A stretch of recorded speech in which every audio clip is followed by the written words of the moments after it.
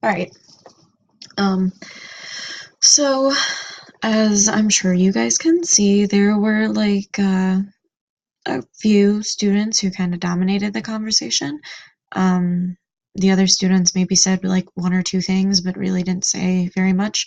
Um, and when they handed in their reflections on their about responding to the question about their performance in the discussion, a lot of them said that they weren't very comfortable speaking in front of the entire class like that, which is one of the many reasons why I think the students would have benefited from being in smaller groups and doing this activity in smaller groups rather than the traditional, like, everybody facing each other in a giant circle type of Socratic seminar.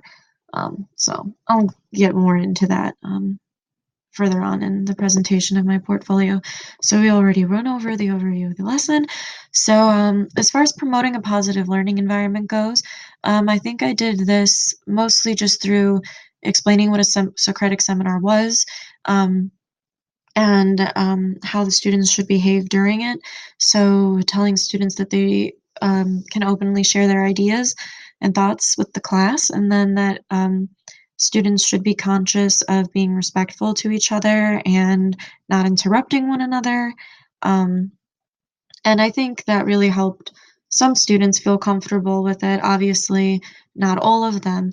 Um, but one thing that made me really happy in terms of a positive learning environment is that there's one student in that class who is has generalized anxiety disorder and bipolar disorder, and so he's typically accommodated by not having to speak in front of the class, and instead they just rely on his written responses to assess his understanding of what's going on. And a little further on in the video, he actually volunteers to share one of his questions, which I thought was really cool and made me feel pretty good about making him feel comfortable despite, all of the obstacles that he has to overcome to feel that way. Um, so that was really nice to see, and granted, it's not just due to me, obviously, it's not my classroom, it's not my, I didn't create the classroom environment or anything like that, but it was just nice to know that he felt comfortable enough to share in a lesson that I was teaching. So engaging student learning. Um, so places in the video where students are actively thinking slash speaking is hopefully the entire video. The whole point of the discussion was to think critically about the text and to participate in a discussion with their peers about it. Um, and then where they were actively writing and reflecting would be at the very end of the video, which you guys didn't see, but that's where they fill out their Socratic seminar reflection worksheets, which asks them to respond to the two questions they responded to for homework again to measure the growth in their responses before and after the discussion, and then also asks them to reflect on their performance in the Socratic seminar. So I think that I made sure all the students were engaged in some form by giving them opportunities to express their ideas in various ways. They could have done it orally through the discussion, they could have written it in their notes, they could have written it on their worksheets. And so I think that really gave everybody an opportunity to express their ideas in a way that they felt comfortable.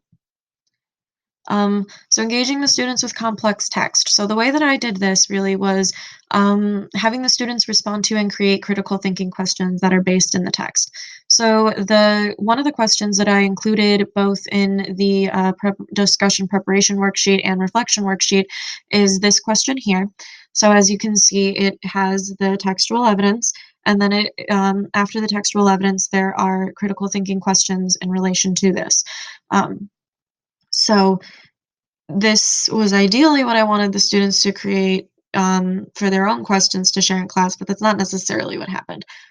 So this was then the question for Chapter 8, and again, you can see textual evidence, question in relation to that evidence, um, And unfortunately, when the students created their own critical thinking questions, I had asked for them to base their questions and textual evidence, but unfortunately, I don't think I was specific enough in asking them to include the textual evidence because they like referenced an event in the book, instead of actually saying, "Oh, on this page, like blah blah blah blah blah happened," and then I could have asked them to read it out loud, and I think that would